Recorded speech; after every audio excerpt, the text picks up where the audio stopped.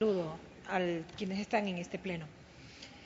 Cuando planteábamos la pertinencia de presentar este cambio del orden del día, no solamente recordamos aquello que de forma cotidiana a rato se vive con naturalidad, esto de mirar a las mujeres para el servicio, de mirar a las mujeres para el cuidado del hogar, de mirar a las mujeres para ser las proveedoras de aquellas comodidades que en el contexto de la habitación y la vivienda se tienen que otorgar. Grato ha sido escuchar las intervenciones de cada una de las integrantes de las mesas de esta Asamblea Nacional y conocer, para algunos creo yo, otros para recordar, el trabajo que ha hecho esta Asamblea Nacional en relación a la transversalización de la legislatura con perspectiva de género. Eso ha sido grato, repito, hoy, porque hoy esta Asamblea, por primera ocasión, compañera Presidente, compañeros y compañeras legisladores, ha puesto en la agenda temas de mujeres exclusivamente, no hay otro tema. Y eso sin duda es grato para quienes no solamente son activistas y tienen una cotidianidad en el trabajo por la reivindicación de los derechos de las mujeres, por combatir las desigualdades, por señalar la discriminación, pero también por hacer un trabajo para combatirla. Así que ese reconocimiento a los compañeros y compañeras de cada una de las mesas que cotidianamente están siendo vigilantes de que ningún trabajo legislativo se convierta en una práctica que reproduce violencia, que reproduce desigualdad, que reproduce discriminación. Sin embargo, también no deja de sorprendernos que en esta misma legislatura, entre iguales, olvidemos en un término que cada vez cobra más vigencia y que tiene que ver con la sororidad. La sororidad nos demanda ponernos no solamente en los zapatos del otro o de la otra, sino reconocer que depende de cada uno de nosotros y de nosotras el lograr condiciones reales para que el ejercicio pleno de nuestros derechos no sea una utopía, sea una realidad. Así que hoy, 25 de noviembre, también recordamos el compromiso que asumieron 185 estados en Beijing hace 20 años ya. Los estados comprometiéndose justamente para incorporar medidas, cambios, modificatorias en su ordenamiento jurídico, pero también en políticas públicas, y allí el Ecuador tiene mucho que contar. Sin embargo, es importante poder señalar y poder recordar que las mujeres están expuestas, Rosana lo decía Adriana, lo decían algunas de las compañeras que han hecho uso de la palabra, al acoso en las calles, al maltrato en los hogares, a la descalificación en el ámbito laboral. Son cotidianas y no por cotidianas podemos nosotros naturalizarlas, reconociendo allí también la voluntad de muchos hombres y mujeres por volverse a construir, por desaprender a aquellos estereotipos que la sociedad ha marcado de aquello que tenemos que ser hombres y mujeres y a partir de eso reconocer la necesidad de desaprender para volver a aprender. Somos hijos de mujeres, tenemos una hermana, tenemos una hija, tienen una pareja del sexo femenino. Por tanto, las mujeres no solamente que somos más del 50% en la población, sino que en la vida de cada uno de nosotros, hombres y mujeres, las mujeres somos un referente y un aporte importante. Quizás señalar con precisión también la importancia de identificar quiénes son los agresores.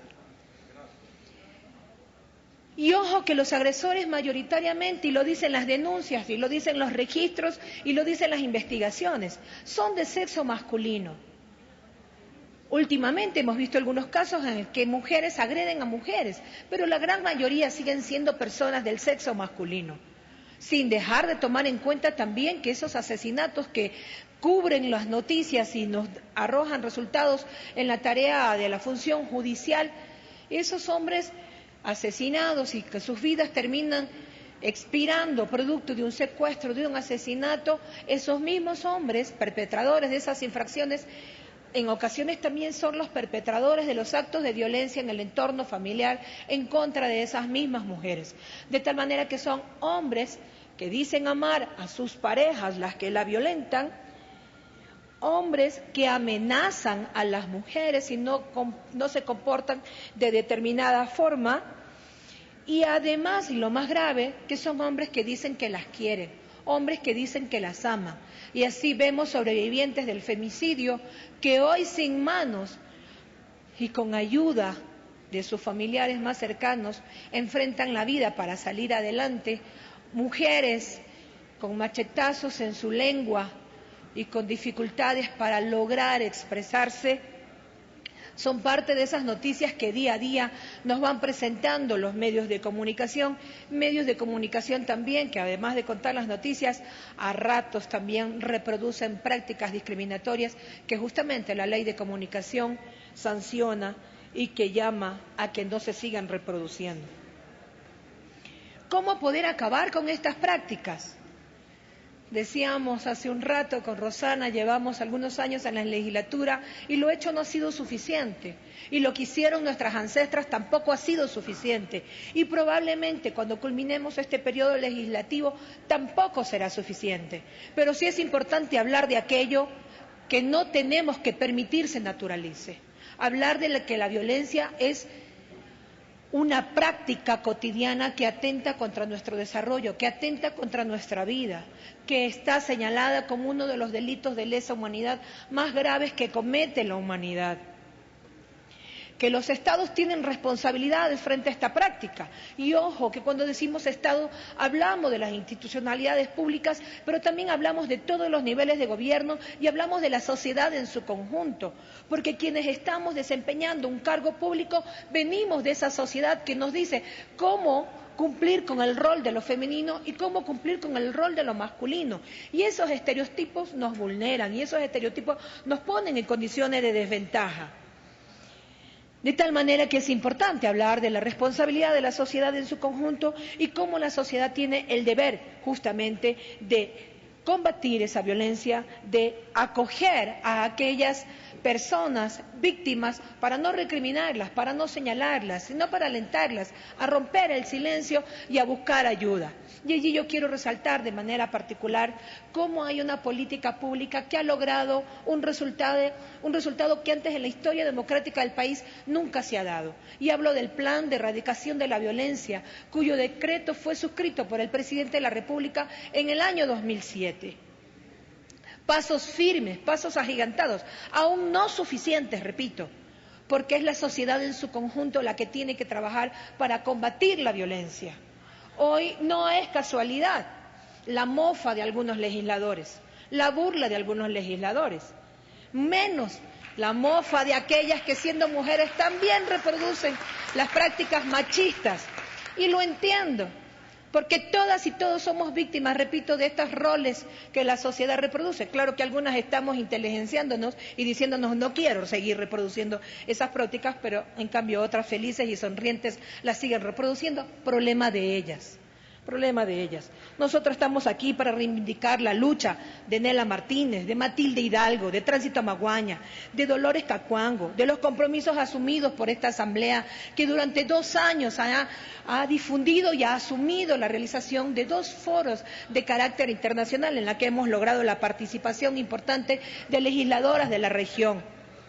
Decir también que la iniciativa para desarrollar un pleno con temas que visibilicen el trabajo legislativo con temas de mujeres, fue iniciativa de un compañero varón, de un compañero que hoy justamente cumplió con el compromiso de principalizar a su compañera suplente, a la compañera Cristina, y que nuestro compañero Octavio desde algún lado nos está mirando, y a ese compañero Octavio decirle que ojalá esas prácticas desde los hombres se sigan reproduciendo.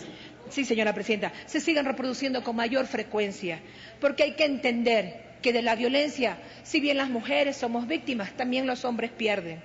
Yo soy madre de un joven de 19 años y tengo una gran apuesta justamente por lograr construir de él en su felicidad plena un hombre que comprenda, que respete, que no vulnere y que vea como su equivalente a las mujeres.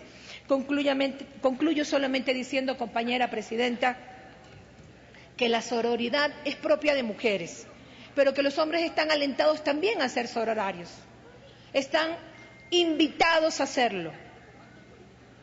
Si eliminamos de nuestras prácticas las expresiones de violencia, nuestras prácticas que contribuyen a la desigualdad, sin duda las políticas públicas, el trabajo legislativo y el señalar que la discriminación no es natural, que la discriminación es violencia, podemos hablar del Ecuador del buen vivir y de un Ecuador respetuoso de los derechos de las mujeres y de un Ecuador libre de violencia. Gracias, compañera presidenta, compañeros, compañeras.